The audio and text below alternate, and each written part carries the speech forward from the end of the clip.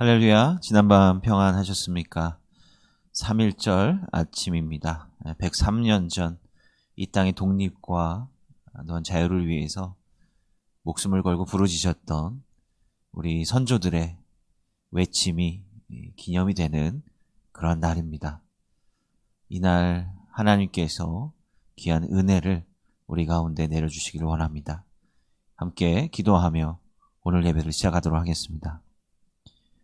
사랑과 내가 마신 아버지 하나님 감사합니다.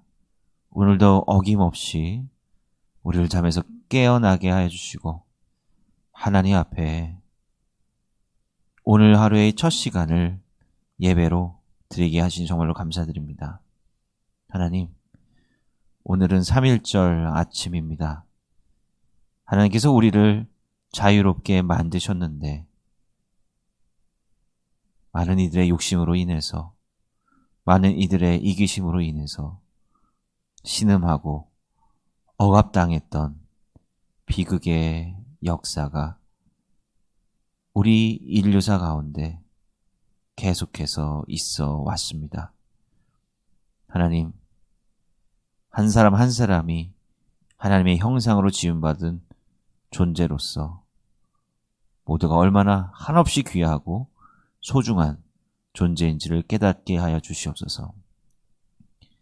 나의 자유가 중요하듯이 다른 이들의 자유도 중요하다라고 하는 것을 깨닫게 하여 주시고, 어렵고 힘든 이 시국 하나님께서 귀하게 인도하여 주시기 원합니다. 이 땅 가운데, 이 세상 가운데 주님의 평안을 허락하여 주시옵소서. 예수님의 이름으로 감사하며 기도합니다. 아멘. 오늘 함께 나눌 말씀은 사무엘상 23장 26절부터 28절까지의 말씀입니다. 사울이 산 이쪽으로 가매 다윗과 그의 사람들은 산 저쪽으로 가며 다윗이 사울을 두려워하여 급히 피하려 하였으니 이는 사울과 그의 사람들이 다윗과 그의 사람들을 애워싸고 잡으려 함이었더라. 전령이 사울에게 와서 이르되 급히 오소서, 블레셋 사람들이 땅을 침노하나이다. 이에 사울이 다윗 뒤쫓기를 그치고 돌아와 블레셋 사람들을 치러 갔으므로 그곳을 셀라 하마느곳이라 칭하니라. 아멘. 오늘 우리가 읽은 이 사무엘상 23장의 이 마지막 말씀은 기적적으로 또한, 물론 기적이 아닌 때가 없었던 것 같습니다. 그러나 또 다른 방식으로 하나님께서 다윗을 구원해내신 그 사건을 기록하고 있습니다. 오늘은 3.1절 아침인데요. 지난 주일에 담임 목사님께서 이 얄타 회담의 역사를 둘러싼 그런 메시지를 우리 가운데 또 전해주시지 않으셨습니까? 우리 대한민국은 아주 비극적이고 어려운 역사를 거쳐왔습니다. 지금까지 우리가 이렇게 서 있는 것만 해도 기적 가운데 기적이라고 할 수 있지 않겠습니까? 물론 역사에는 만약이라는 말이 없지만 그래도 한 가지 좀 아쉬운 마음이 있다라고 한다면, 우리가 역사의 변곡점 가운데 우리에게 현명한 지도자, 정말 능력 있는 지도자가 있었다라고 한다면 어땠을까 하는 생각이 들기도 합니다. 그만큼 한 사회 혹은 한 나라의 지도자가 어떠한 마음을 가지고 또 어떠한 리더십을 발휘하느냐에 따라서 그 사회나 나라의 향방이 달라질 수도 있다라고 하는 것이죠. 물론 이렇게 거대한 나라가 한 사람의 판단으로만 움직이는 것은 아닙니다.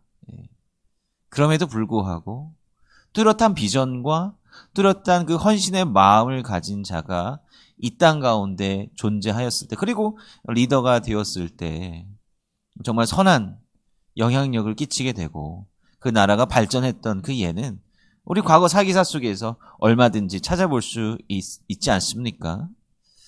바로 우리에게는 이제 이러한 지도자가 참 있었으면 좋겠다라고 하는 그러한 생각이 들기도 합니다.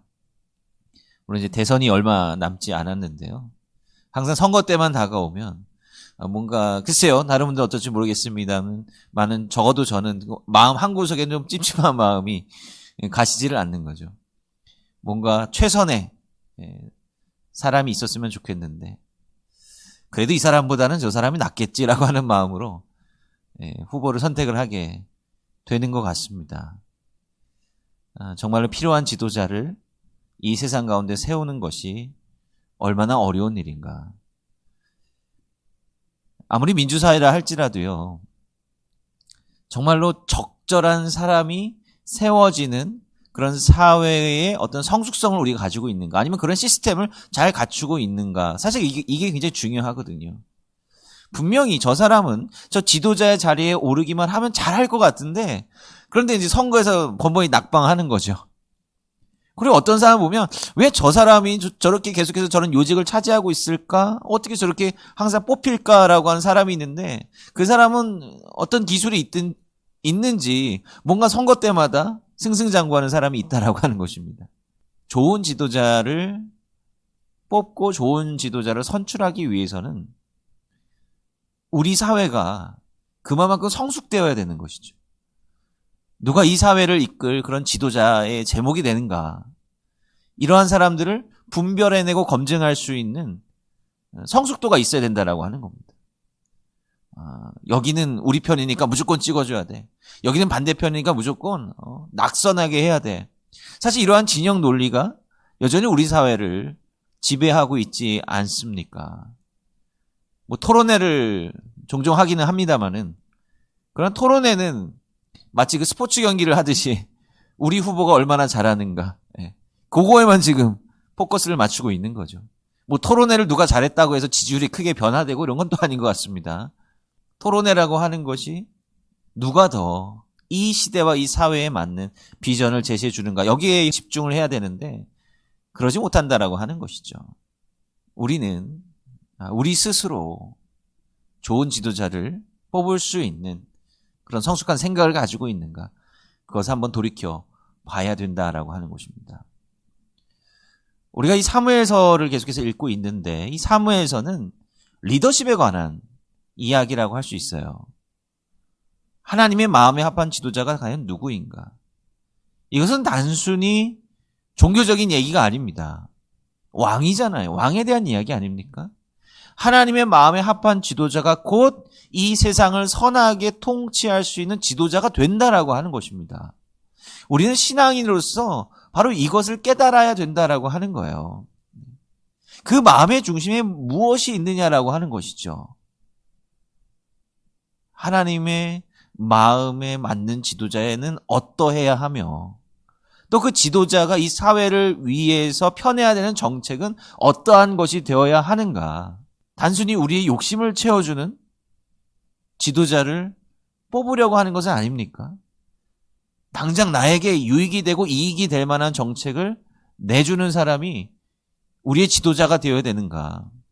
이러한 각자의 이기심으로 지도자를 뽑게 되면 도리어 그것이 우리에게 부메랑이 되어서 재앙으로 다가올 수 있다라고 하는 것입니다. 우리는 과연 어떠한 사람이 진정한 지도자의 모습일까? 어떠한 사람이, 어떠한 모습이 하나님께서 보시기에 선한 지도자의 모습인가? 이것을 분명히 깨달아야 된다라고 하는 거예요. 그걸 어디서 얻을 수 있을까? 바로 성경에서 얻을 수 있다라고 하는 것입니다. 오늘 제가 23장 맨 마지막 부분만 읽었는데요. 사실 오늘 말씀은 그 앞부분까지 다 포괄하는 그러한 내용입니다.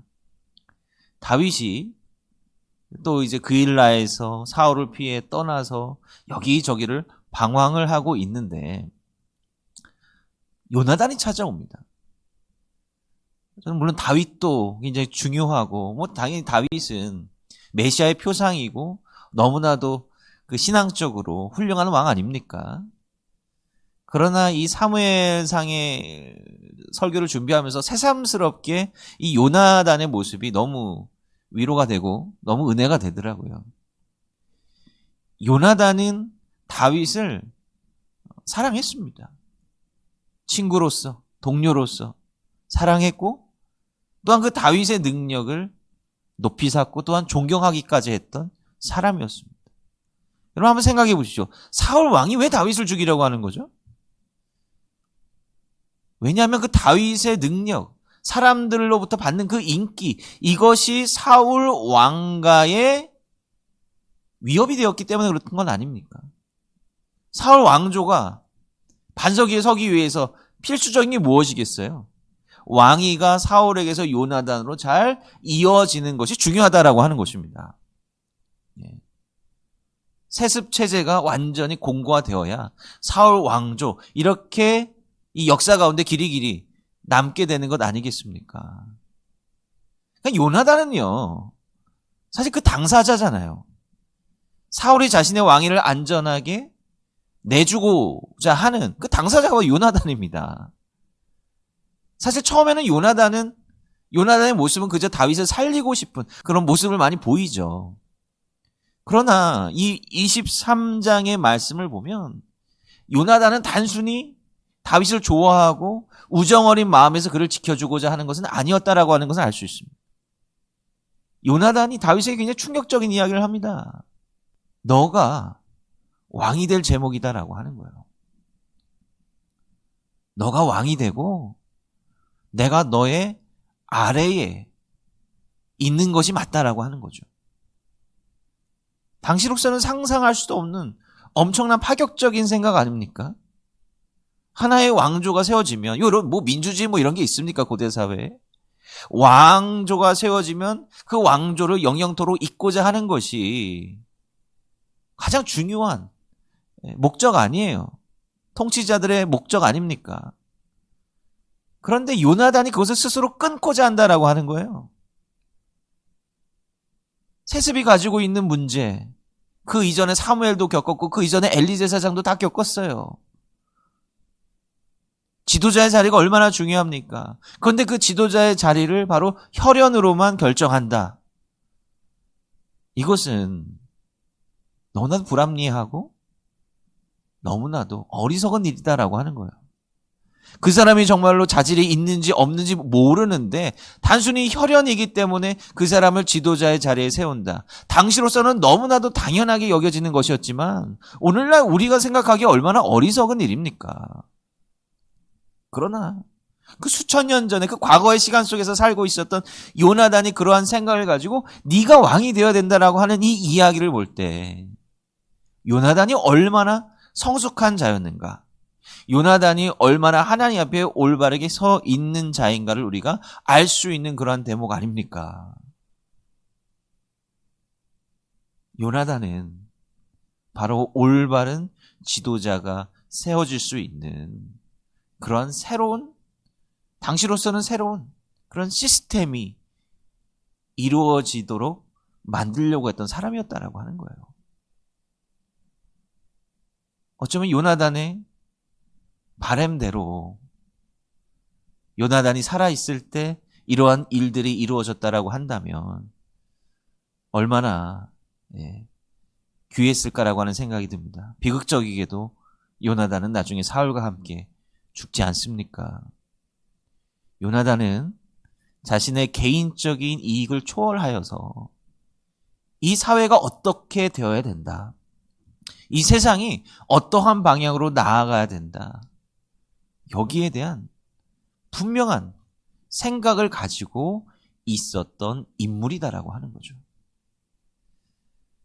그런데 또 다른 한편으로 어떤 사람들이 그 다음에 등장하냐면 10광야 부근에 살고 있었던 사람들에 대해서 언급이 되고 있습니다. 다윗이 여기저기를 도망하던 끝에 바로 10광야 근처에도 숨어들게 되는데요. 그곳에 살고 있었던 사람들이 다윗의 행방을 깨닫는 거죠. 이 사람들이 사울에게로 또 줄줄이 쫓아갑니다.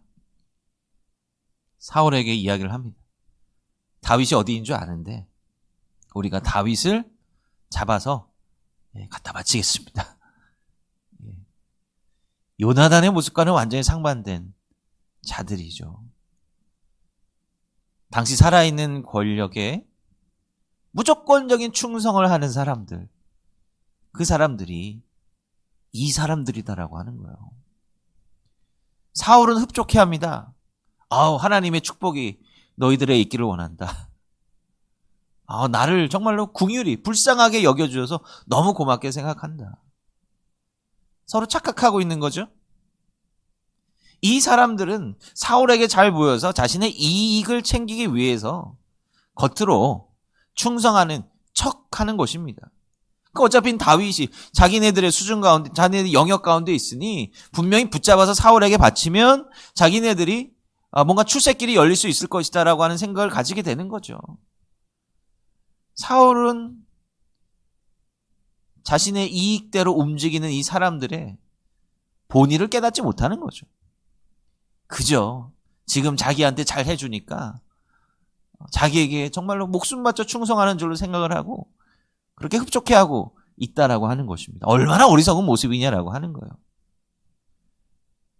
요나단의 모습과는 상당히 상반되죠. 요나단은 자기 왕위까지도 포기하면서 다윗을 왕으로 세워야 된다라고 하는 생각을 가지고 있었어요.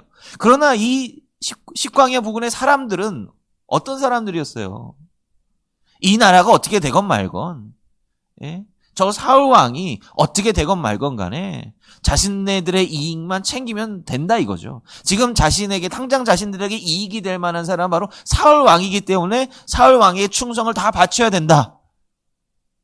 이러한 생각을 가지고 있는 자들이다라고 하는 것입니다. 그래서 이 사울은 이 10사람들의 도움을 받아서 다윗을 또 잡으려고 하는 것입니다. 그런데 어떠한 일이 벌어졌습니까? 갑자기 전령이 찾아왔어요. 오늘 우리가 읽은 말씀입니다. 전령이 갑자기 찾아와서 블레셋 사람들이 이 땅을 침노했습니다 라고 이야기를 합니다. 블레셋 사람들이 사울의 영토를 침범했다라고 하는 거예요. 이거 어떻게 돼요? 싸우러 가야 되는 거잖아요. 지금 다윗이 코앞에까지 나와 있어요. 지금 다윗이 이제 잡힐 만큼 이렇게 가까이 왔습니다. 어디 있는지도 알아요. 그러나 갑자기 블레셋 사람들이 사울의 발목을 붙잡는 일이 벌어졌다라고 하는 것이죠. 뭡니까? 하나님의 역사다라고 하는 거예요. 하나님께서는 다윗을 이렇게 지켜주고 계신 것입니다. 다윗을 왜 이렇게 지켜주고 계시죠?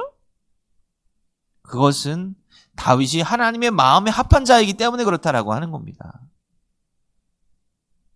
우리는 선후 관계를 잘 알아야 돼요. 하나님께서는 무조건 다윗을 지켜주시고 하나님께서는 무조건 다윗을 지켜 세워주시는 그러한 의도로 하시는 것이 아니라 다윗이 하나님 앞에서 마음에 합하고 하나님 앞에서 정직한 지도자로 설 수 있는 자질을 가지고 있기 때문에 하나님께서 지켜주신다라고 하는 거예요. 하나님 편애하는 분이 아니다라고 하는 것이죠. 하나님의 뜻은 간단해요. 그냥 그 자리에 있을 만한 사람을 하나님께서는 지켜주시고 그 길로 인도해 주신다라고 하는 것입니다. 우리는 이것을 깨달아야 된다라고 하는 것이죠. 그래서 다윗이 그 광경을 보고 이렇게 이야기를 합니다. 그곳을 뭐라고 붙이느냐? 셀라하만 느곳. 말이 좀 어렵죠? 셀라하만 느곳이라고 불렀다. 우리나라 말로 번역을 하면 분리의 바위라는 의미입니다. 사울과 다윗이 떨어지게 된 하나님께서 사울을 다윗에게서 분리되게 만드신 그 지역이라고 하는 의미로 다윗이 분리의 바위라고 이름을 진 것입니다. 얼마나 그 다급한 순간이었는지 구사일생으로 살아나게 되었던 그 다윗이 가슴을 쓸어내리면서 이러한 이름을 지었을 것입니다. 이렇게 다윗은 하나님의 보호하심 가운데 또 한 번의 위기를 이겨낸다라고 하는 겁니다. 다윗은 이렇게 하나님 안에서 연단되고 또 연단되고 또 연단되어지는 거예요. 어찌 보면 이 다윗이 연단되어지는 과정은 광야에서 행진하던 이스라엘의 모습과 닮아 있지 않습니까? 하나님께서 이스라엘 백성들을 좀 빠른 시간에 좀 편안한 땅, 좋은 땅에 하게 하시면 되는데 왜 그렇게 이스라엘 백성들을 광야에서 속된 말로 뺑뺑이 돌리느냐라고 하는 거예요. 근데 광야라고 하는 상징성이 있잖아요. 광야라고 하는 것이 무엇입니까? 이스라엘 백성들이 하나님의 백성들에게 하는, 하나님의 백성으로 거듭나는 훈련의 장소가 바로 광야였던 건 아닙니까? 다윗도 마찬가지예요. 다윗이 하나님 앞에 구별된 선한 지도자로 세워지기 위해서 바로 이 방랑과 도망의 세월을 보내야만 했다라고 하는 것입니다. 그 가운데 다윗은 철저하게 하나님의 뜻대로 순종하는 것이 무엇인가를 배우고 또 깨닫게 되었다라고 하는 것을 우리는 반드시 기억해야 된다라고 하는 거예요. 하나님의 뜻에 어떻게 순종하고 하나님의 뜻을 어떻게 따라야 하는가. 이 방랑의 세월 기간 동안 다윗은 몸소 뼛속 깊이 이것을 체득할 수 있었다라고 하는 것입니다. 그 과정 가운데 다윗이 배운 것이 한 가지가 있다면 그것은 자신을 다 내려놓는 일인 거죠. 자기가 세력을 확장하고 땅을 점령하고 성에 눌러앉을 기회가 있었음에도 불구하고 하나님께서 가라 하시면 미련 없이 또 떠나가는 거예요. 그리고 또 새로운 비전을 찾아 나아가는 겁니다. 움켜쥐려고 하는 그러한 지도력이 아니라, 그런 욕심 많은 지도자가 아니라 나의 것을 먼저 내려놓고 그 가운데서 하나님의 뜻을 구하는 그 모습이 다윗에게 있었다라고 하는 것입니다. 바로 이런 자가 우리의 지도자가 되면 얼마나 좋겠습니까? 그러기 위해서는 우리가 먼저 분별력을 갖춰야 된다라고 하는 거예요. 요나단과 같은 분별력을 갖춰야 된다라고 하는 것입니다. 집에 살고 있었던 사람들과 같이 자기 눈앞의 이익에 사로잡혀 헛된 지도자를 쫓는 사람들이 아니라 자신의 것을 다 포기하면서까지 이 세상을 더욱더 선하고 귀하게 만들어줄 수 있는 그런 지도자를 만들었던 요나단과 같은 그런 지혜와 분별력을 우리가 가지고 있어야 된다라고 하는 것입니다. 오늘 하루 우리 교회 공동체와 또한 이 나라를 위해 기도했으면 좋겠습니다. 하나님께서 이 땅 가운데 귀한 뜻이 있으셔서 또 교회를 세우시고 또 부흥케 하셨습니다. 우리는 이 시대 가운데 영적인 성숙을 이루어야 된다라고 하는 거죠. 오늘 하루 이러한 귀한 신앙적인 교훈과 깨달음이 우리 가운데 있게 되기를 간절히 소원합니다. 우리 몇 가지 기도 제목 나누고 함께 기도하도록 하겠습니다. 하나님께서 우리 가운데 선한 분별력을 주셔서 또 귀한 지도자가 세워질 수 있도록 위에서 기도해 주시기 바랍니다. 우리 또 교회 공동체를 위해서 기도해 주시기 바랍니다. 우리 교회 공동체가 정말 지혜롭게 또 선함으로 연합되어서 하나님 앞에 귀하게 쓰임받는, 이 어지러운 세상 가운데 귀하게 쓰임받는 공동체가 되게 해달라고 기도해 주시기 바랍니다. 그리고 어제 교회에서 문자 메시지를 통해서 알려드린 바와 같이 남상대 권사님께서 못진상을 당하셨습니다. 내일까지 장례 절차가 진행이 되겠는데요.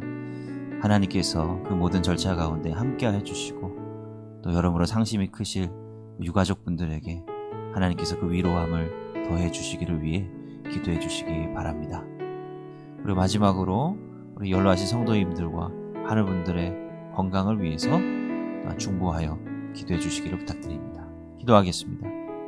사랑과 내가 마신 아버지 하나님 감사합니다. 오늘 주님께서 우리에게 또 귀한 날을 허락하여 주시고 또 이 귀한 날, 이 나라와 우리에 대해 생각하고 또 말씀을 나누게 하신 정말로 감사드립니다. 하나님, 이 세상을 위해 기도합니다. 하나님께서 이 땅을 통해 이루고자 하시는 귀한 뜻이 있는데 우리가 그 뜻을 제대로 깨닫고 있는지, 아니면 우리의 눈앞의 이익에 어두워져서 잘못된 선택을 하며 살아가고 있는 것은 아닌지 돌이켜보게 하여 주시옵소서. 하나님의 뜻을 구합니다. 하나님의 말씀을 구합니다. 주께서 우리 가운데 온전히 역사해 주셔서 하나님의 선한 뜻을 이루는 신실한 신앙인으로 살아갈 수 있도록 주여 도와주시옵소서. 예수님의 이름으로 감사하며 기도합니다. 아멘.